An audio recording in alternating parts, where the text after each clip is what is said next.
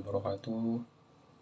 Baik, sebelumnya yang saya hormati Pengasuh Pondok Pesantren Zainul Hasan Genggong Probolinggo, Kiai Haji Muhammad Hasan Mutawakil Allah, SHMM, dan yang saya hormati Rektor Universitas Islam Zainul Hasan Genggong Probolinggo, Bapak Profesor Dr. Abdul Aziz Wahab, BAMAG, dan yang saya hormati Pembimbing 1 Bapak Profesor Dr. Abdul Aziz Wahab, BAMAG, dan Pembimbing 2 Ibu Akiatul Akidah, MPD, yang telah membimbing saya sampai selesai mengerjakan proposal ini.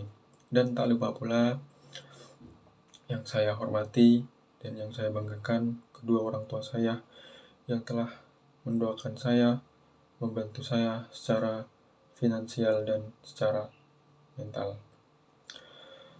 Perkenalkan, nama saya Muhammad Gufron dari Ekonomi Syariah, Fakultas Ekonomi dan Bisnis Islam.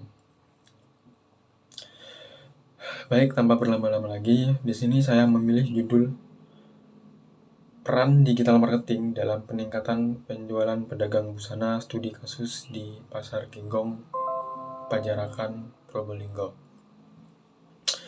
Kenapa saya memilih judul ini? Karena dengan perkembangan teknologi digital yang semakin mempengaruhi strategi pemasaran dan perilaku konsumen, di sisi lain, pedagang busana ataupun UMKM yang ada di pasar tradisional itu berdampak sekali dengan adanya digital marketing tersebut. Oleh karena itu, saya ingin mengangkat judul ini, bagaimana mereka beradaptasi, bagaimana mereka bisa memanfaatkan digital marketing tersebut. Baik, metodologi yang saya gunakan yaitu pendekatan kualitatif deskriptif dengan studi kasus. Penelitian dapat mengungkap secara rinci bagaimana penerapan digital marketing dilakukan oleh pedagang busana, faktor-faktor yang mempengaruhi dan dampaknya apa. Seperti itu. Baik, selanjutnya ada kajian pustaka. Ada beberapa kajian pustaka dari Rahmi Rismayani dan lain-lain, ada 5. Selanjutnya, fokus penelitian. Yang pertama, fokus penelitian saya memahami bentuk penerapan digital marketing oleh pedagang busana. Bagaimana pedagang busana ataupun pedagang UMKM yang ada di Pasar Genggong itu bisa memahami apa itu digital marketing, apa itu market online, apa itu media sosial, dan lain sebagainya. Yang kedua, cara pedagang memanfaatkan media tersebut dalam aktivitas usaha sehari-harinya.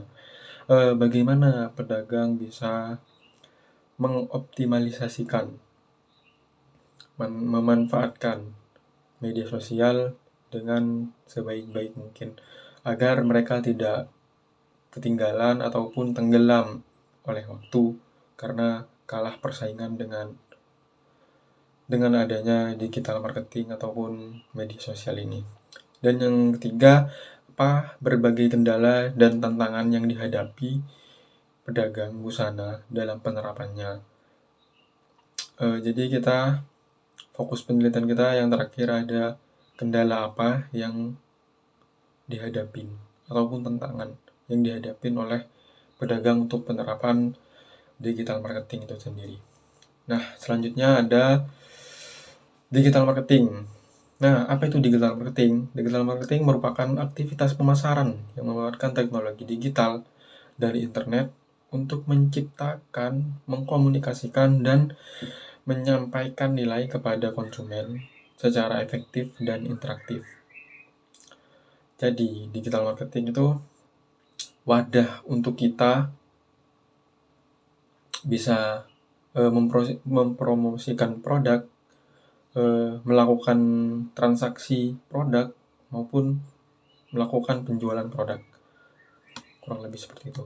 Selanjutnya ada jenis digital marketing yang relevan. Nah, yang pertama ada social media marketing. Apa itu sosial media marketing, nah, seperti aplikasi WhatsApp, aplikasi Facebook, aplikasi Instagram yang sudah banyak digunakan oleh masyarakat Indonesia, terutamanya anak-anak muda.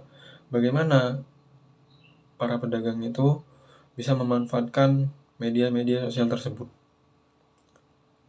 Yang kedua, marketplace marketing. Marketplace marketing ini seperti TikTok Shop, Shopee, terus Lazada. Nah, mereka bisa menaruh produk mereka di marketplace marketing tersebut atau platform e-commerce tersebut. Yang ketiga ada konten marketing. Nah, konten marketing ini ada berupa foto produk, video, testimoni yang mungkin bisa ditaruh di media sosial tadi. Nah, yang terakhir ada online communication. Bagaimana agar bisa bukan hanya offline nih pembeliannya, tetapi juga melalui online, maupun itu dari chat, ataupun telepon, ataupun WhatsApp, bisa juga.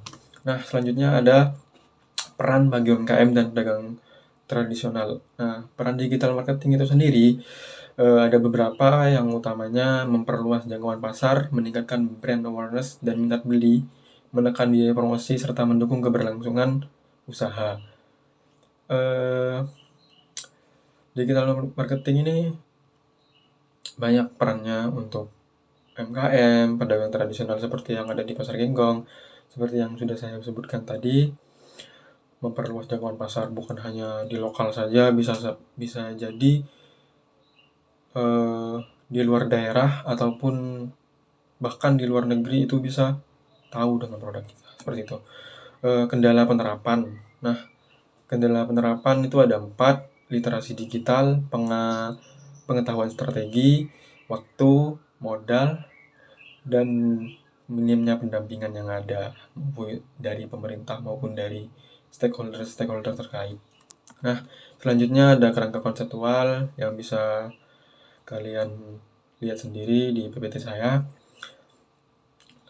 Berikut adalah kerangkanya. Kerangka konseptual penelitian ini berangkat dari perubahan lingkungan eksternal berupa perkembangan teknologi digital dan pengaruh perilaku konsumen yang mendorong pedagang busana di Pasar Genggong untuk melakukan adaptasi. Nah, metode penelitian sendiri itu melakukan pendekatan kualitatif. Kehadiran peneliti itu penting untuk secara langsung terjun di lapangan karena penelitian ini menggunakan kualitatif. Selanjutnya, data dan sumber penelitian ada 2, primer dan sekunder. Teknik pengumpulan data sendiri menggunakan beberapa teknik seperti observasi, wawancara, dan dokumentasi. Analisis data dilakukan secara induktif, yaitu dengan menarik kesimpulan dari berbagai fakta sehingga memperoleh pemahaman yang lebih luas. Teknik keabsahan data dapat dikatakan valid jika hasil temuan yang dilaporkan sesuai dengan kenyataan sebenarnya. Nah, kesimpulannya, digital marketing berperan penting, namun saat ini diterapkan secara sederhana membantu jangkauan, minat beli, dan keberlangsungan, namun terhambat oleh literasi, strategi waktu, dan dukungan. Saran dari saya, penyelenggaraan pelatihan yang terarah, mau itu dari pemerintah, dari swasta, itu sangat penting bagi mereka ini. Nah, dan juga dilakukan pendampingan berkelanjutan dan strategi konten sederhana yang sesuai karakter pasar tradisional itu tersendiri. Sekian dari saya, kurang lebihnya mohon maaf. Wallahul muwaffiq ila aqwamit thoriq. Wassalamualaikum warahmatullahi wabarakatuh.